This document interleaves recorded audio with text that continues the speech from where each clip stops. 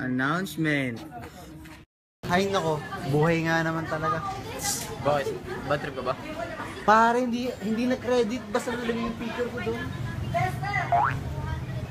Disrespect.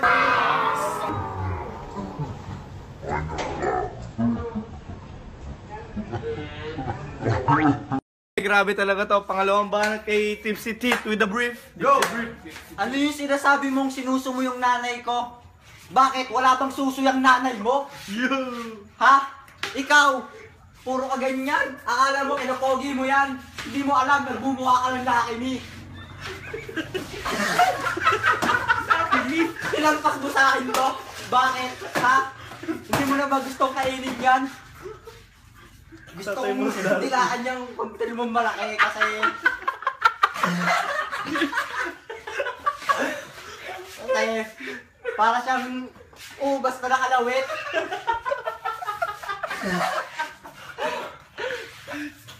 Nagpakulay ka pa ng pula, tinernohan mo ng damit mo. Kamukha mo si Dorang, pula.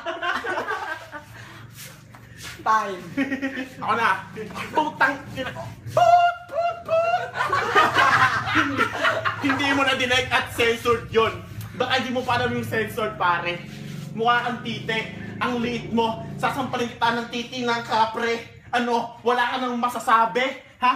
Ang pangit mo, ang baho mo, king ina. Ikaw si king, hindi ka si queen.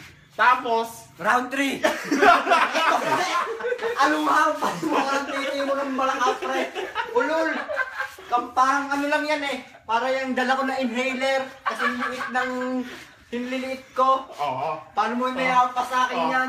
Kahit bakla ayaw isubo yan. Burn. Nakakatawa yung banat ko kasi mukha siyang Barney. Nakakatawa. Putang ina ako na! Wala nang round. Hindi pa ako nagtatayin. Wala mura. Sasampalin kita yung ngipin mong may sungki. Yung nanay mo, inopera yung puke. Foul! Okay, uulitin ko. Round 3. Uulitin ko ha.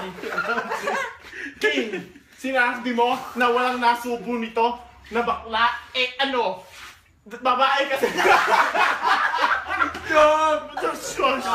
Babae kasi ang nasubo nito. Hindi katulad mo, puro bakla ang nasubo ng uting mong makiit. Wala nang round 3 dahil aking tong time na to. Wala kang masasabi dahil nakabonit ka, mukha kang may cancer. Nakadamit ka pang Casper. Sasampalin kita, birthday mo September. Di ba? Hindi mo alam. Pati hindi mo alam. Ako na ang panalo dito. Time!